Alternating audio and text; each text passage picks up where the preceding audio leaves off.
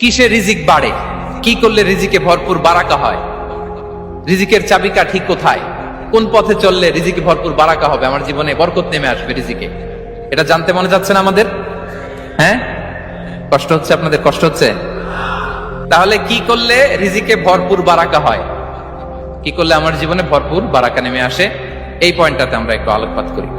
যেসব কাজ করলে আমাদের জীবনে রিজিকে আসমানি বারাকা নেমে আসবে, আমাদের রিজিকে আসমানি বারাকা নেমে আসুক, আমরা চাই কি চাই না?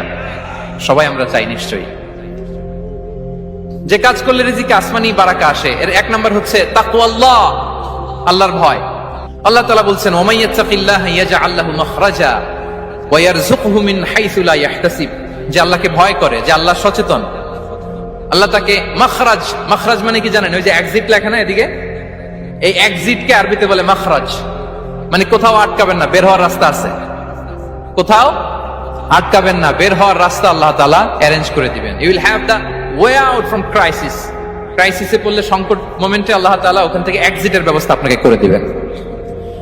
ওয়া ইয়ারযুকহু মিন হাইসু লা ইয়াহতাসিব, এমন জায়গা থেকে আল্লাহ তাআলা রিজিকের ব্যবস্থা করবেন যে সে কল্পনাও করে নাই। এরকম অনেক সময় হয় না যে আমি ভাবিও নাই যে এখান থেকে আমার রিজিকের বন্দোবস্ত হতে পারে, কোত্থেকে যে রিজিক চলে আসলো, এরকম জীবনে মাঝে মাঝে হয় কি হয় না? ব্যবস্থা করেন কে? যারা আল্লাহ তাআলাকে ভয় করে, যারা আল্লাহ সচেতন, তাদেরকে আল্লাহ তাআলা স্পেশাল রিজিক দিয়ে ধন্য করেন। তাকওয়াল্লাহ। পুরো কোরআনের মূল শিক্ষা কি, পুরো ইসলামের এসেন্স কি, জিস্ট কি, সারাংশ কি, যদি আমাকে জিজ্ঞেস করা হয় আমি বলবো তাকওয়াল্লাহ, আল্লাহর ভয়, আল্লাহর সচেতনতা। Allah is watching me, Allah is observing me. Allah তাআলা আমায় দেখছেন, আমি যাই করি না কেন, দরজা বন্ধ করে, জানালা বন্ধ করে, সব বন্ধ করেও যদি করি, পৃথিবীর সবার চোখ ফাঁকি দেয়া গেল, আল্লাহর চোখ